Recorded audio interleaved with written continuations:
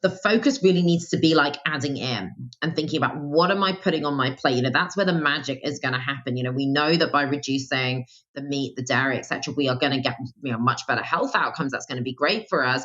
But it's what you put in as well that's going to really help, and getting that true variety. You are here for a reason, but navigating this human life can be challenging.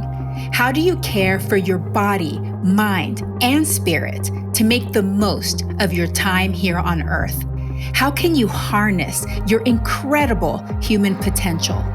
In this podcast, we explore these questions and more to help you craft your best life yet. Welcome to I Am Human.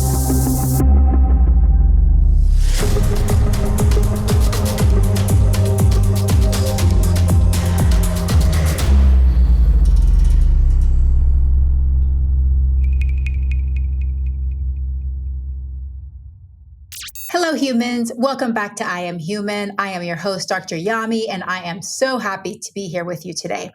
Please subscribe, rate, and review my show, and share it with someone you love. To be human means to sometimes fall into an unhealthy relationship with food, but it also means to deliberately learn how to eat and live in a way that you honor your body, your health, and your joy. My guest today has personal experience with both of these paths and is here to encourage us to eat more whole plant foods. Vanessa Sturman helps leaders, individuals, and sports people eat their way to great performance, increased resilience, and a healthy weight by implementing non-restrictive, healthy eating habits and incorporating more delicious plant-based whole foods. No dieting, no fads, and you still get to eat your favorite foods. As a specialist health coach and award-winning speaker, she's a regular on BBC Radio and is featured on Sky News, Talk TV, Times Radio, LBC, and many more.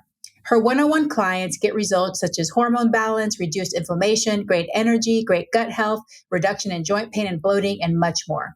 Her approach is always bespoke to ensure it fits in with their lives, budgets, personal goals, and food preferences.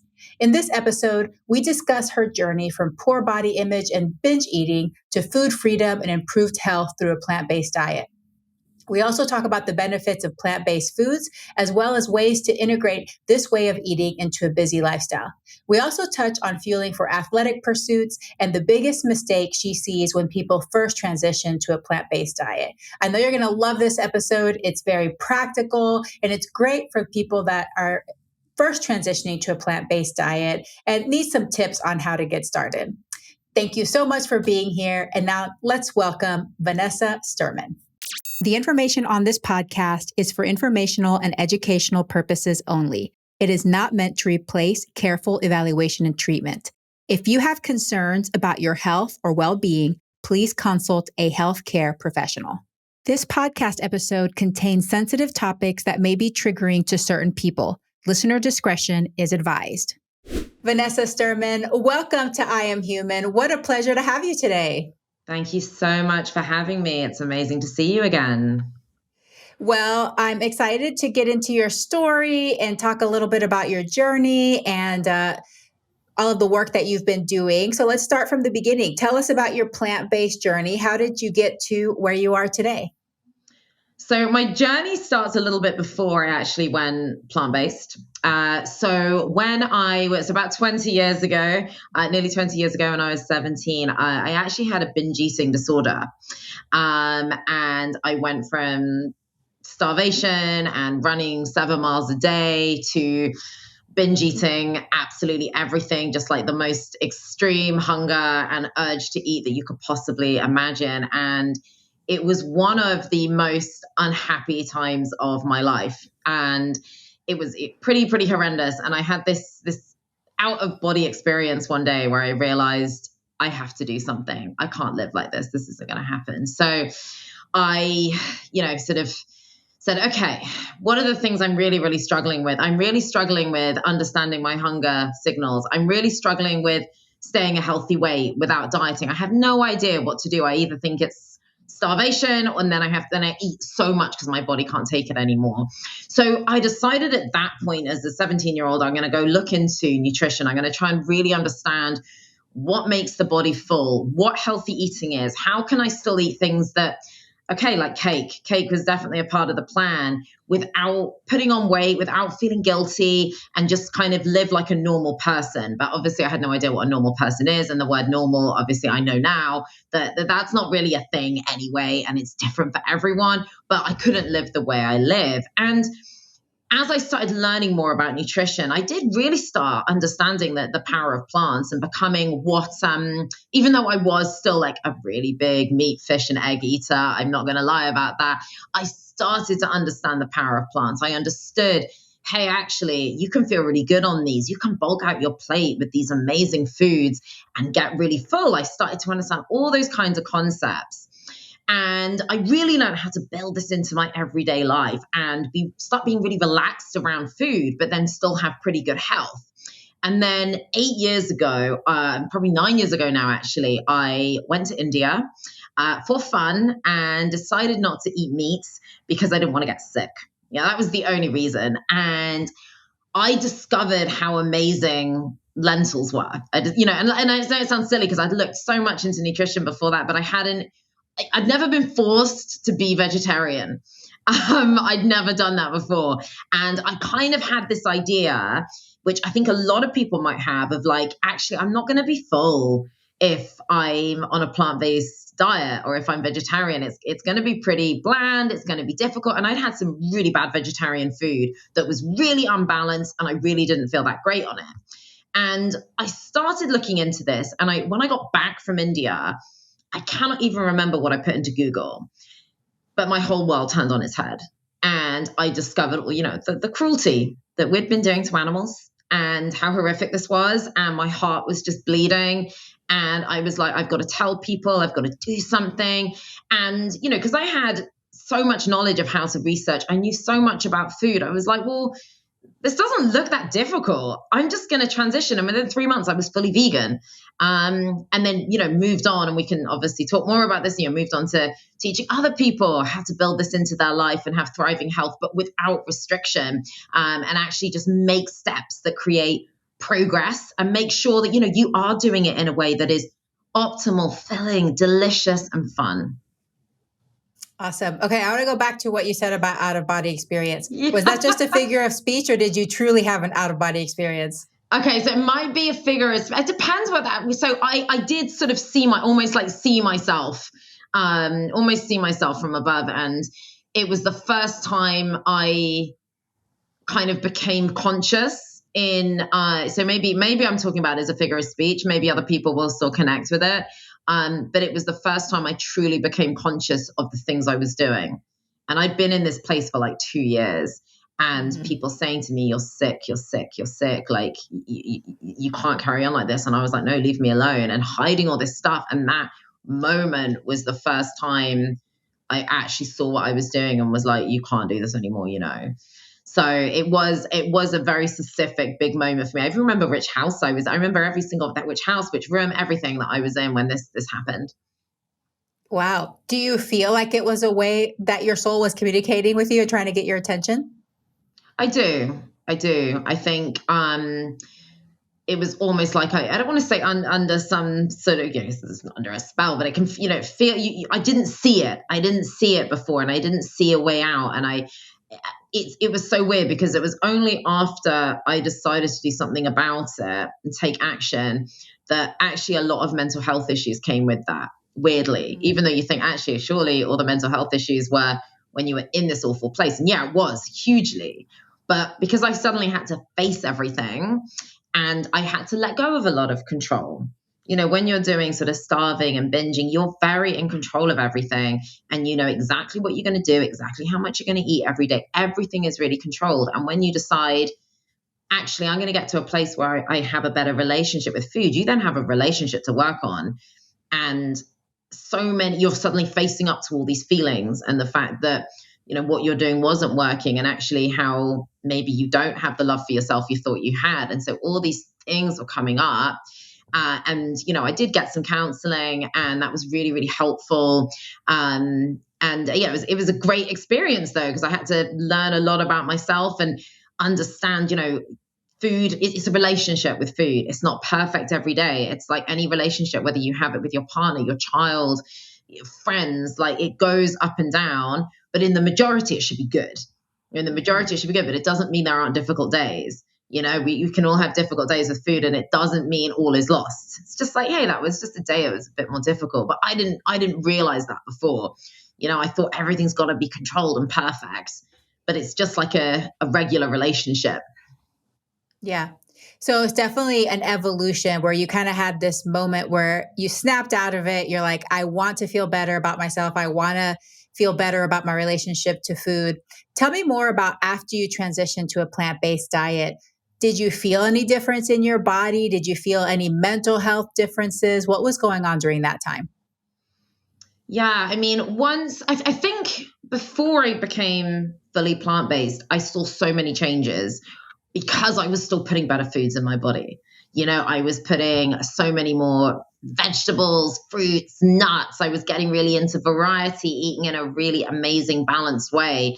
There was still so many changes. Things felt good. I was able to maintain a healthy weight. My skin started to clear up more. And that's the changes I saw by building in more plant-based whole foods.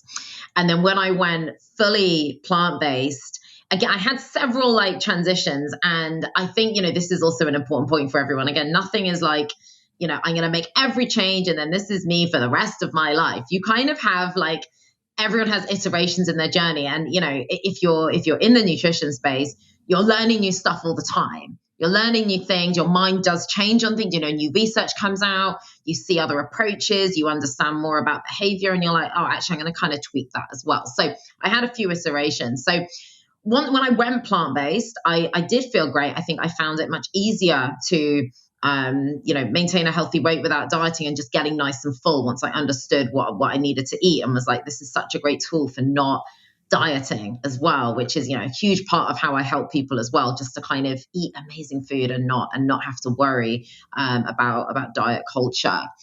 I definitely saw an improvement in my energy levels. And, I think it's quite, you're told, as you age, your energy is going to go down. My energy's definitely gone up. Yes, there's different things I want to do with my life. My energy levels definitely went up.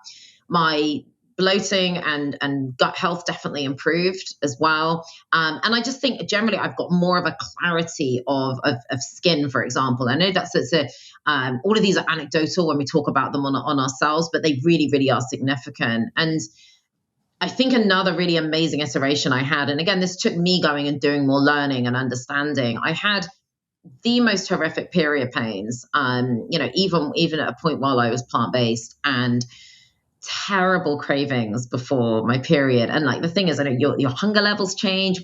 Females have cycles, and like the cycle is so beautiful. But I was having some symptoms where I was like, this is just quite extreme. I could eat a house like, the week before my period. And actually this is stopping me kind of doing normal things I want to do. So after making even more iterations, in what I was eating and understanding what I needed, my period pains massively reduced, my cravings really reduced. I still have, the beautiful ebbs and flows that you get of your cycle. That is completely normal. But getting really sort of lowering the debilitating symptoms of that cycle. That's amazing.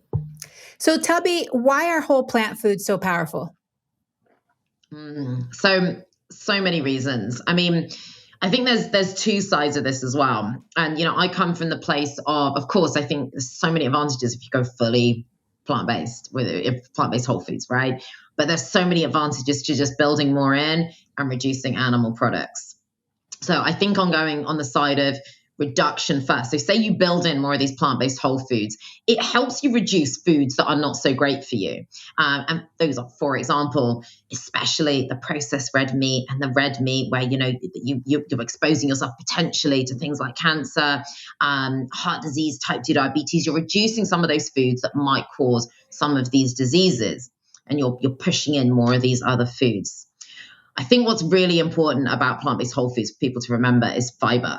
That's what most of the Western world are deficient in, especially in the UK and the US. You're talking about 1 in 10 people getting the amount of fiber they actually need every day. And fiber is just incredible for so many reasons. So First of all, it's what our good gut bacteria feed off. They feed off fiber, prebiotics, that's fiber. And so many people don't know that. So many people think of gut health and they go, well, I better go and spend loads of money on probiotics. And yeah, probiotic foods can be fantastic. And that's an important thing to look at as something to build in. That's things like our kimchi and our sauerkraut and, live plant-based yogurt and things like that. But that's just a small part of what we want to build in. We want to build in this massive variety of plant-based whole foods full of fiber to feed that diversity of good gut bacteria. And that is going to affect our energy levels, our immunity, our hormones, our digestion. So, these are huge advantages that we're going to get. And we know that by building in more of these foods that we get a reduction in risk of things like our major killers, the stroke, heart disease, type 2 diabetes. But it can also really, really help in other ways with your energy levels and performance. Increased blood flow, decreasing your recovery time after exercise, for example. We know so many things about building in these foods that are important. And then on a very practical level, putting more of these foods on our plate. When we're talking about plant-based whole foods, these tend to be foods that are low calorie density, not always, but a lot of them, your fruits and your vegetables especially. That means there's not many calories in a particular volume. Whereas if, you look at something like butter, you've got a lot of calories in a small amount of space and it doesn't fill you up. But you've got, in these plant-based whole foods, you generally, with a lot of it, have low calorie density, high nutrient density. So a lot of nutrients going on there as well. High water content, things like fruit and, fruit gets so much abuse in the media when it's actually something everyone needs to be eating more of. And people say, yeah, but the sugar in fruit. No. It's completely different, packed with that fiber and nutrients. We need to be eating more of that. But it's high water content as well. So it's not only hydrating, but it's also very filling as well. And we do have this massive epidemic of obesity. And, there's all these, I'm going to put in massive inverted commas, solutions to that. All sorts of diets and fads and detoxes and things like that, when actually we can be eating our way to a healthier way, piling our plate with more of these foods that really reduce cravings for later and are going to help you not eat the foods that may not be so helpful for your body. Yeah, I love it. Okay, so whenever you're working with clients, what are some of the benefits that your clients experience after adopting a whole foods plant-based diet? Can you give us some examples? Yeah, sure. So the way I work with people, I get some people, just to give a bit of context, who are completely vegan and they really want to optimize, or, they don't really understand nutrition and they're not eating healthily. And then I get a lot of people who they come to me with a problem and they're like, hey, I know I need to build in more of these foods. They, or some of those, a lot of those actually kind of meat eaters or vegetarians as well. And they really, really need help. One of the big things people see as an initial element, especially at the start, is, hey, I actually feel more full. I didn't expect that. I'm building in more of these foods and it's kind of managing cravings and actually this is making life a bit easier. So that's a really, really cool first one. A lot of people as an initial aspect really see a drop in bloating. Not always, but, a lot of the time they're like, actually, my gut just feels a bit more settled. It feels better. A lot of people say they have more energy, and this makes sense. They're eating foods with, a lot more nutrients in as well. And a lot of them, I help them no longer be scared of complex carbohydrates, which are a great source of energy. That a lot of them are saying, I'm going to eat, maybe they were just having a bit of meat and some veg, or, just very small amounts of carbs. They were convinced that carbs were their problem, basically. Another item that gets a lot of bashing in the media as well. Complex carbohydrates. So that's, our whole grains, our root vegetables, just for anyone who's sort of confused about that. I'm not talking about our refined sugar here, talking about our healthy complex carbohydrates. Getting more of those in, they realize actually these are not going to give me issues. These are not going to be, this is not why maybe I couldn't lose weight. These are actually helping me. They're getting me more full. They're maybe helping to reduce my bloating and they're giving me more energy. So those are the very general ones. And then you get some more sort of specific ones. I get some people I work with who are maybe marathon runners or, football players. And they say, actually, I've got more energy on the pitch. I'm sleeping better. I'm recovering quicker. Another amazing one is, women saying, actually, my period pains have reduced, which is great. Whether they've got endometriosis or whether they just have painful periods, they're saying, wow, I'm experiencing this so much better. And it's that mix, I think, of really cutting down on the animal products, or, if someone's already vegan, cutting down on, the cookies and the biscuits. I've had clients and they literally have cookies for breakfast. Not all. There's some people who just want an optimization. There's some people who are like, hey, I really know what I'm doing isn't great. And they experience all this range of benefits. I've never had one person, if they've actually gone and made changes, who's not experienced some amazing benefits. Yeah, if you look at least for the United States, where we're deriving our calories from, we're deriving the majority of our calories from ultra processed foods and then animal products. And I think it's about 12% from plants, but half of that is French fries, what Wow. y'all call chips, right? Y'all call French fries chips, don't you? We do call them chips. Yeah, which really, I think you would agree that probably does not count as a health food. It can be part of a healthy diet, obviously, but I think, especially when you were talking about earlier, vegetarian diet, I always think of French fries, Diet Coke, and mac and cheese as a typical vegetarian diet. So we definitely want to be emphasizing all those whole plant foods for their fiber and their nutrients. And that definitely can make you feel much better if you have been eating that standardized Western diet, which is high in ultra processed foods and doesn't make you feel very good.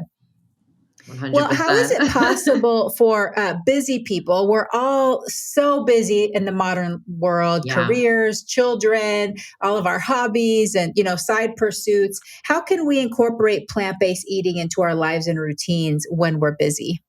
Yeah.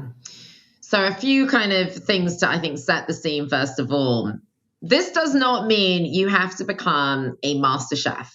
This does not mean you have to cook every meal. And I think the whole ultra processed food thing, which is more complex than just every ultra processed food is just as bad as each other. It's made people think as well that if they're not cooking at home, that everything they're eating is unhealthy. Or it makes them think if they're not slaving over the stove, it can't possibly be healthy. So I'm going to go over a few little tricks as well. And also just remembering when we're talking about a whole food plant-based diet, or we're talking about building in more plant-based whole foods. And I think this building in is a really helpful mindset, because there are so many people who just aren't there yet. And knowing actually, if you just start taking some steps, it's beneficial. It's not like I either do it 100% or nothing, and you've got to start somewhere, right? Every journey starts with one step. Okay. And that's the most important thing, building in those habits. So if we're talking about plant-based whole foods, we're talking about our fruits, vegetables, legumes. So that's our beans, our lentils, our peas, our complex carbohydrates, other proteins like tofu, our nuts and seeds. So you got these simple ingredients in that form. So a first thing that you can do is, hey, where can I build in more fruit and vegetables? That is one of the easiest places to start, even if you're eating a meal that is not that healthy. Just because it's not that healthy doesn't mean you can't add something healthy. Again, it's not like it's either healthy or not. So say for breakfast, you are having some cereal with cow's milk. Okay, first of all, let's swap the cow's milk for a plant-based milk. That's just one switch in the store. Start going to the plant-based milk aisle, okay? That's the first switch. Right, maybe you're having a cereal that is, again, it's not very healthy, very sugary. Okay, let's switch that out for oats. Super, super simple switch. And then, right, there's other things we can add to it, but we'll just go simple for now. But right, I'm going to have like 2 pieces of fruit on that. Busy people can grab a load of frozen fruit. If you're like, yeah, but I don't go to the store very often. Okay, stock up on the frozen fruit, put it in your freezer. So even if you're like, I don't have fruit, or there's no fresh fruit, get in that freezer, add some frozen fruit, heat it up in the microwave, and have at home as well some jars of nuts and seeds, chuck some of those on top. So that's breakfast kind of done. If you're busy, and this is something you can now apply to every meal or everything you assemble. So we can also assemble food on the plate, and that's fine as well, right? But if you have Tupperware, storage containers, make sure they're proper clip lock.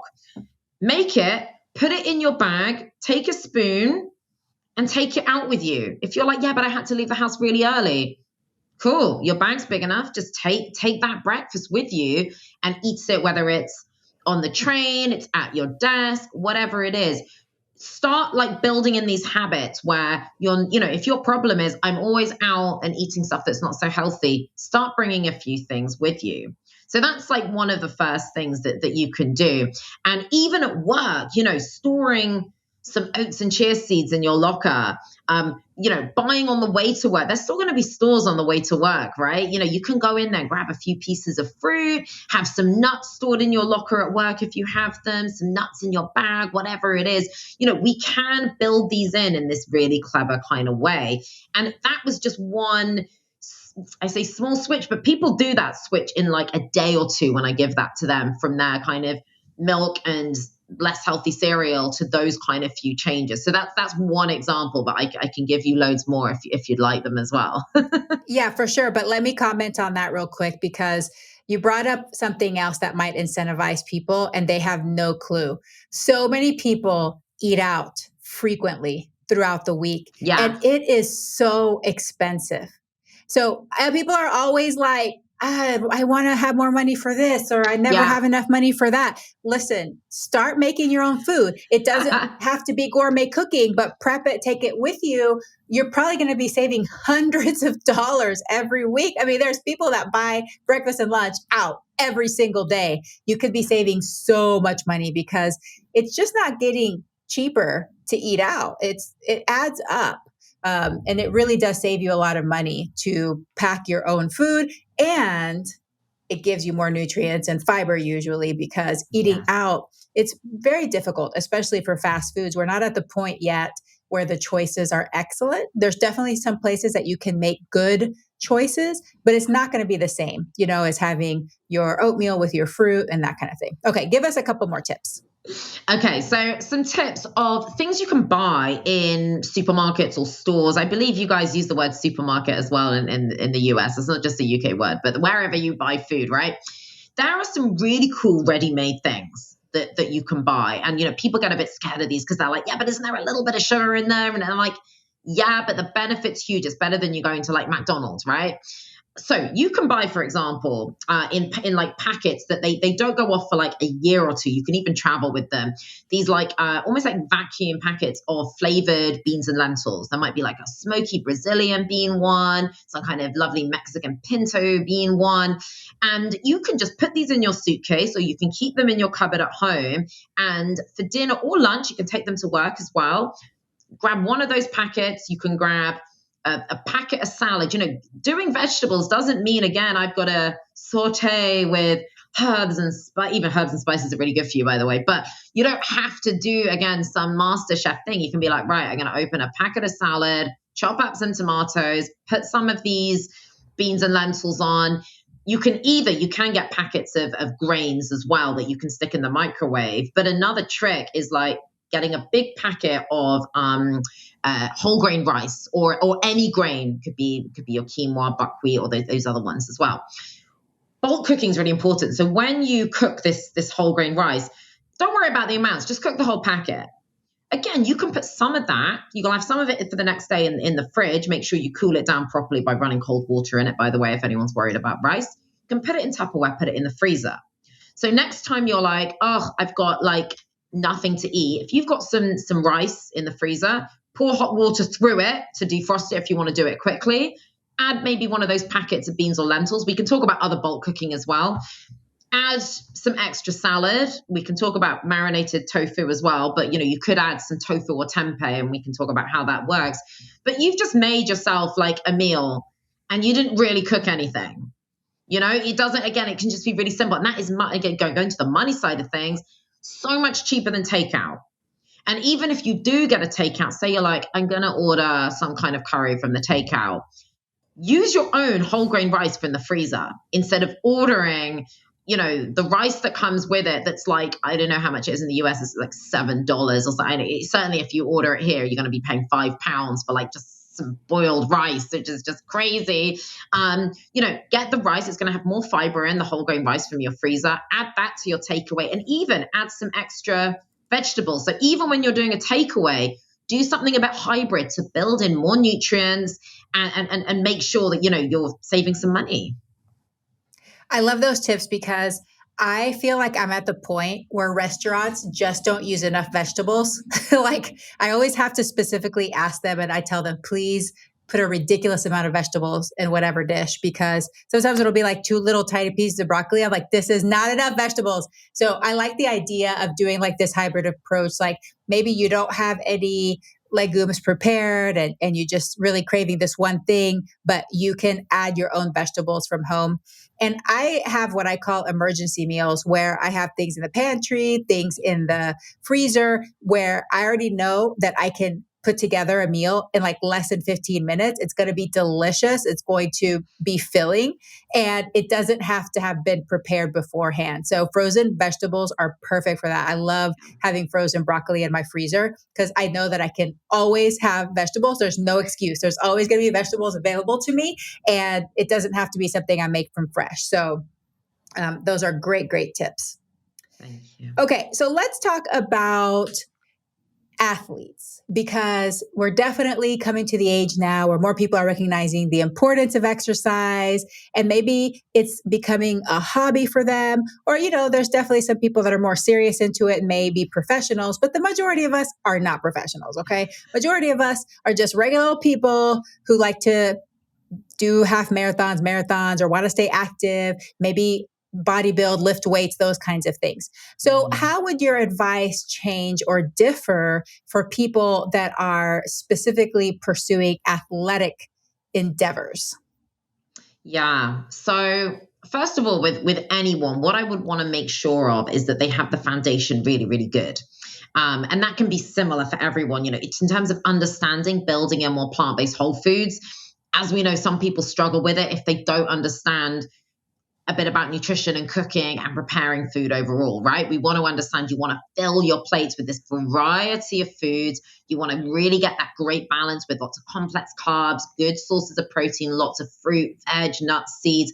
Unfortunately, some people, when they go down the route of vegan, vegetarian, they just fill their plate with like lettuce, or they just take loads of stuff off the plate and then they're like, I don't feel good. Why is this? So it's getting that foundation right, I think, for everyone, which is really, really important. I think the next thing then comes at looking at the fact that, people who are doing sport, they are doing more running, they're on the pitch or whatever it is. Some of them, have busy lives and they need more of these tips and tricks in terms of like what food they put in their bag. For example, they might go straight from work, straight to training.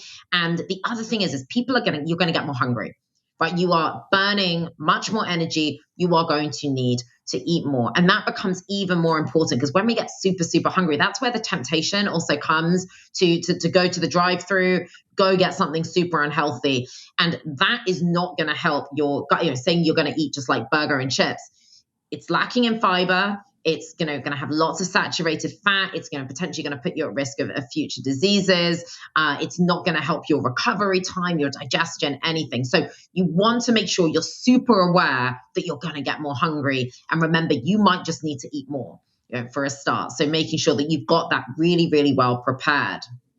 I think it is important to talk about protein as well because people get super worried about it, and so I do want to address that as well and making sure that people know the really healthy sources of protein and that, if you have these great sources of protein as well, you are going to feel more full. You are going to cut some of those cravings. But what really cuts a lot of cravings is fiber. People think it is just the protein that's cutting cravings. Like, no way. Fiber massively, massively cuts these. So I think athletes knowing where some of those best sources of protein are that can come from or how they can build them. And if they're worried about reaching their protein goals, I think can be really important. I mean, that can just come from protein powders as well, even just using, really pure, not too expensive ones like pure hemp protein. It can be building in more tofu and tempeh and putting that on your plate as well. So you can even get pre-marinated tofu in the supermarkets, for example. You don't have to be doing it all yourself and again become a master chef. So this can be the kind of stuff that you cook up, put in the air fryer, take out with you. So I think that sort of stuff is really, really important for athletes. And also remembering that these foods will have lots of antioxidants. They will protect your cells from damage. They will help you recover better. And it's really, really important. If you are putting your body under that level of stress, You want to make sure that you're always fueling with as much as possible on the plant-based whole food side and being very prepared, like I said, for those very hungry times where you're going to be super, super tempted to just go and eat all of the takeaways. Yeah. And I think also I would add to that to not be afraid of the complex carbohydrates, just like you said before, because there's definitely some athletes that have been misled about that. But especially if you're doing a lot of physical activity, your body thrives on that. Yeah. So not to be concerned that, oh, I can't do a plant-based diet because it's so high in carbohydrates. It's actually really good for you, mixed with the fiber and the antioxidants and as a whole package. So those are great tips. What do you see are the biggest mistakes that people make when they're transitioning to a plant-based diet? I think some of the biggest mistakes are, first of all, focusing on what they take out. Right. And I know that is important and we've got to talk about reduction. It would be really, really silly not to. We've got to do that. But I think that the focus really needs to be like adding in and thinking about what am I putting on my plate? That's where the magic is going to happen. We know that by reducing the meat, the dairy, etc., we are going to get much better health outcomes. That's going to be great for us. But it's what you put in as well that's going to really help and getting that true variety. And so I think, some mistakes people make is they're like, hey, isn't this just kind of eating vegetables? I'm just going to put those on the plates. But sometimes there's also the opposite of that. I see people doing plant-based or they're going vegan and they're actually shockingly not putting enough vegetables on their plate. They're just putting like a few. They're like, here's my little portion of, broccoli, and it's like a piece of one little floret of broccoli or something like that. And they don't realize actually that, you can fill your plate out with these foods. I think as well, there's a lot of problems with not really understanding what all of the foods are that they can have in that fully plant-based way of eating. So not understanding that they say they go, right, I'm going to make an amazing soup. So not eating enough. This is kind of where some of this is coming from, right? I'm going to make this amazing vegetable soup.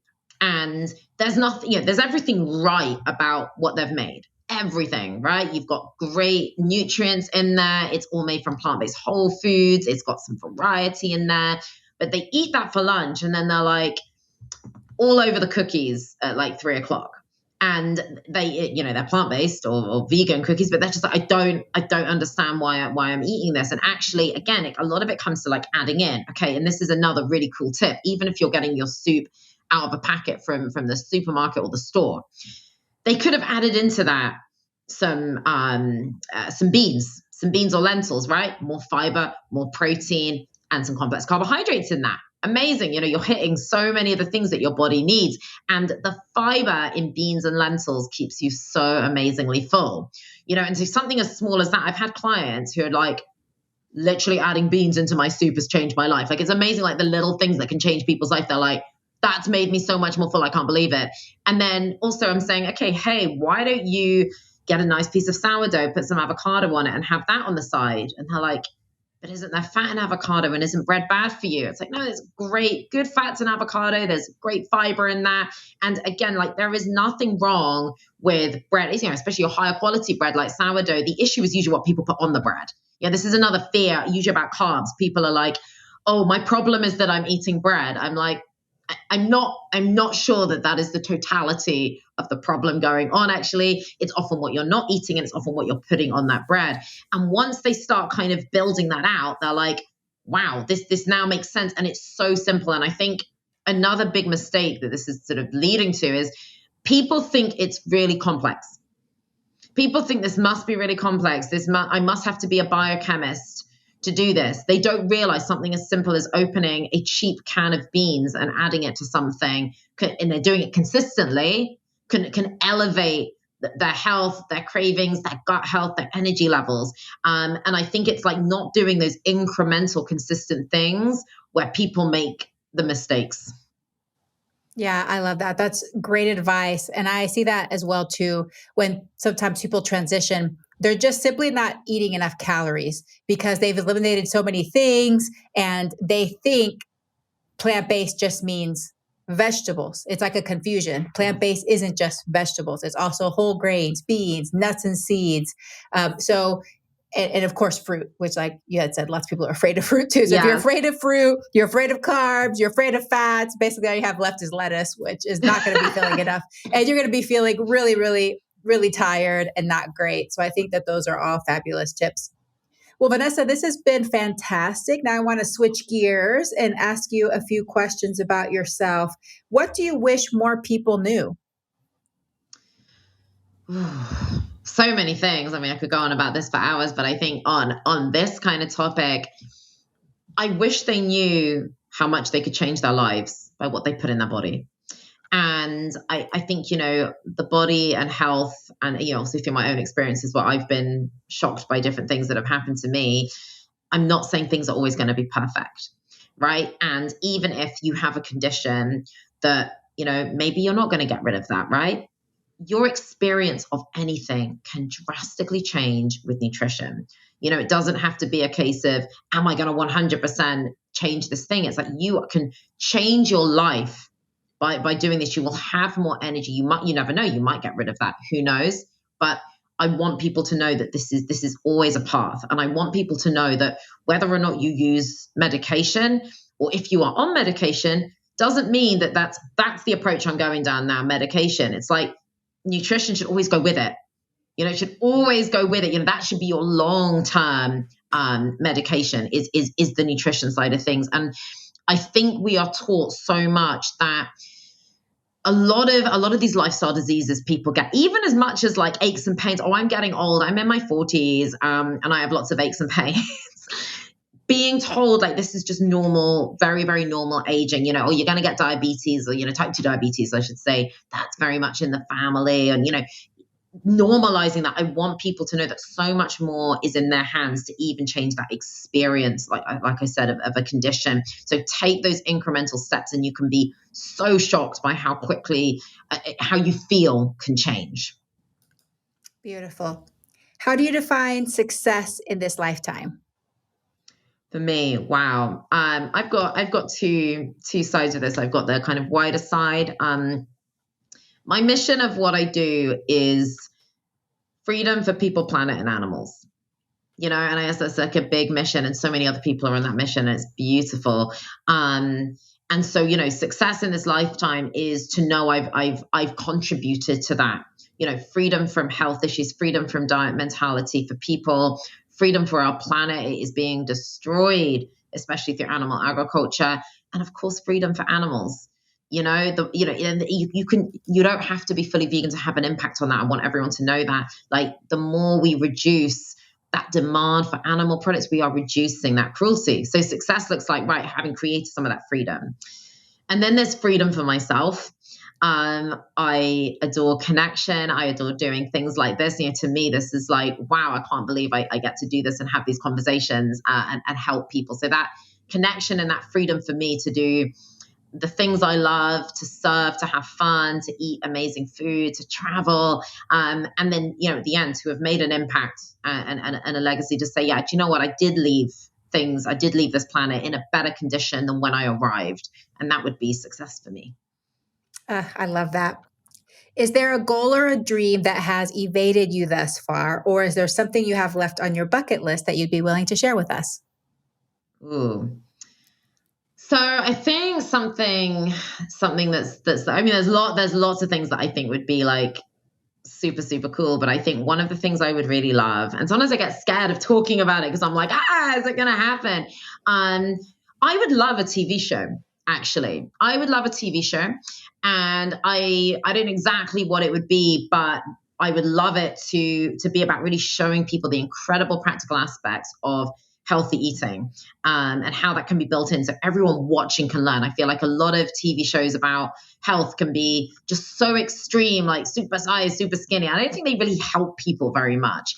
And what I would love to do on that is bring in all of the amazing people I know who are specialists in that area, including yourself, by the way. I want to bring these people in who are like, their knowledge is just incredible, because one of the things that I've just found amazing about being in this space and industry is the different skills, that we really, really need. And I love being around the doctors who have this incredible knowledge, and on often specialist subjects and conditions and things like that. And I think bringing together that knowledge and the really practical side would just be magical. So I think that is scary to say it, like, one of the dreams that I would love. Well, I know you're going to get it, and you have to put it out to the universe for it to happen. So you have to keep talking about it. You have to keep visualizing, and then you'll manifest it. What does it mean to be human? I think one of the big things is connection. Like one of the things that I especially from having a business that I've really felt and really love is just this like desire humans have, or this natural instinct they have to help each other.